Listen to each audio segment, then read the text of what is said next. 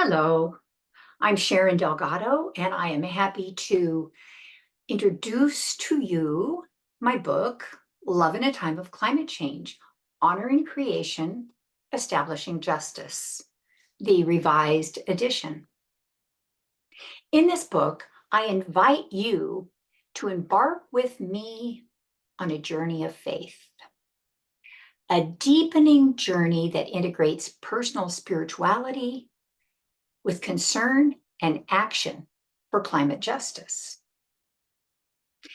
I also demonstrate a process in this book of facing and looking and learning about climate change, finding out what the conversations are taking place today, and discerning a faithful response based on the teachings of Jesus to love God above all and our neighbors as ourselves. So much has happened in the past 9 years since the original edition of Love in a Time of Climate Change was published. So much has taken place. And so I update facts. I tell and write about what the climate scientists are saying now about where we are with climate change, its causes, impacts, progression and how fast it's progressing, and future scenarios based on what we as the human community do or do not do to address the issue of climate change. And in this book, I also update the various conversations that are taking place about climate change, because those conversations have developed and changed over these 9 years as well.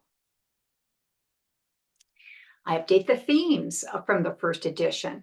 The premise of the book is that love God and neighbor in this time of climate change has to include honoring creation and establishing justice.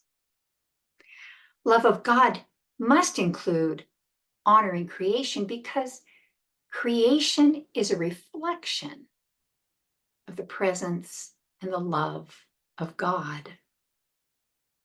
And as creation is diminished by climate change, so are we all.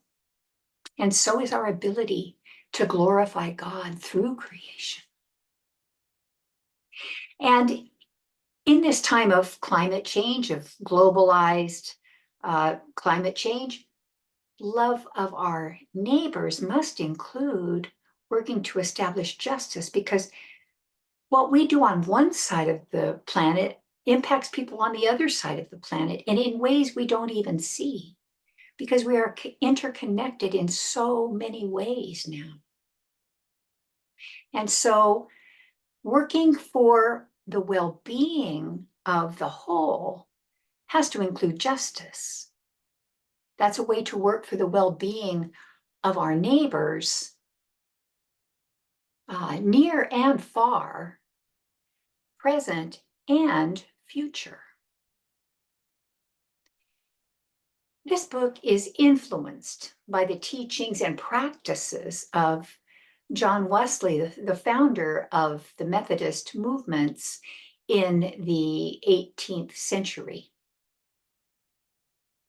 And especially his teachings of creation, which are remarkable and which help us see what's at stake with the damage being done to creation through climate change and other environmental harms.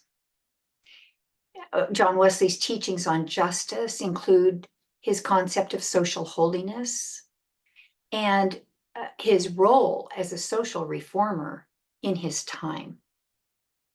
And those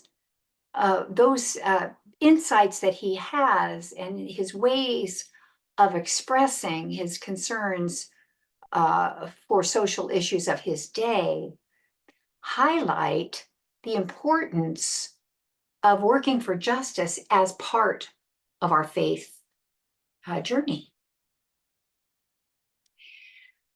John Wesley's process of discernment, which has come to be called the Wesleyan quadrilateral, also has influenced this book in a big way, because that I have adapted that process to explore climate change in this book by using scripture, tradition, reason, and experience to look at climate change from different perspectives.